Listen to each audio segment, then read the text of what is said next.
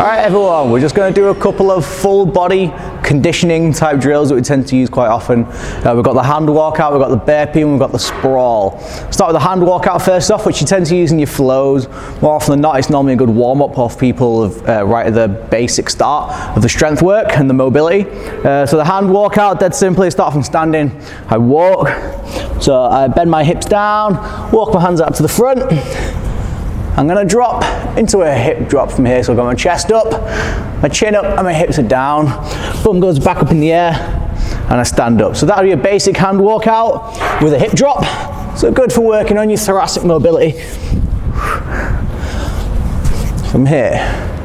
If somebody's had a past history of lower back issues and they can't get all the way down, they can just slowly start to work on that movement. So for example, if somebody has tighter back, they might not be able to get all the way down to here.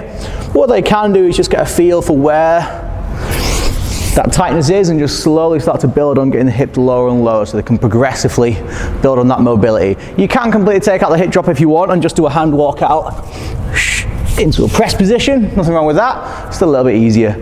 Next up is the burpee, which is our full body up and down jumpy horrible movement. So I'm going to start from standing, hands come down to the floor just in front of my feet, feet jump out behind me, chest to floor, always chest to floor, jumping back up onto my feet. So hands down, feet out, chest to floor, with a little pop out. If you want to make it a bit stricter, you can make them do a Deadman Burpee, which means when they get to the bottom, they have to slide their hands out and in.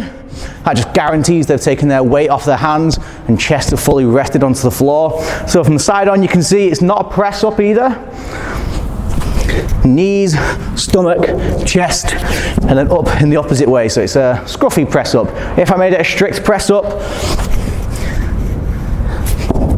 it would just slow the movement down far too much. Burpees are fast. For conditioning, I need to be up and down as fast as possible. If I do strict press up, it's going to slow it down way too much. So allow the knees, stomach and chest to drop in that pattern and then in reverse on the way back up, mainly so they don't just tire out the triceps as well. It's a full body movement. Last up is the sprawl, which is a more explosive version of the burpee, believe it or not. It's a big hip dominant movement with a big extension through the spine. So again, if anyone has a past history of back issues, they wouldn't be doing sprawls. Simple test to do on everyone before you get them to do the sprawls is to make them do a hand walkout first. So the sprawl itself looks like this.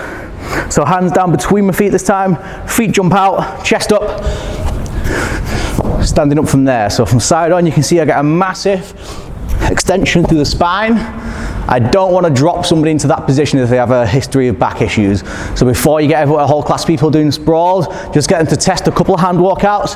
Everyone walk your hands out and into a hip drop. At the bottom of that movement, do you get pain? If the answer is no, they're probably okay for sprawls. If the answer is yes, regress it either into the burpees or just get them to work on the mobility with the hand walkout itself. Assuming they're all right with a sprawl, hands down between your feet jump out behind you. To this position, keeping your chest up. My elbows don't bend, there's no press up in here. And feet back in, and you stand up. There's no jump, just a standing. So if it's slow, you can break it down to get the movement right. And then once we want to start speeding things up, it's plyometric, because I'm going to get into a stretch position at the bottom, spring straight back up onto my feet. Standing up from there. This is a movement taken from MMA, so it's a defense takedown. Takedown defense even. So hips go back, chest up, standing up from there.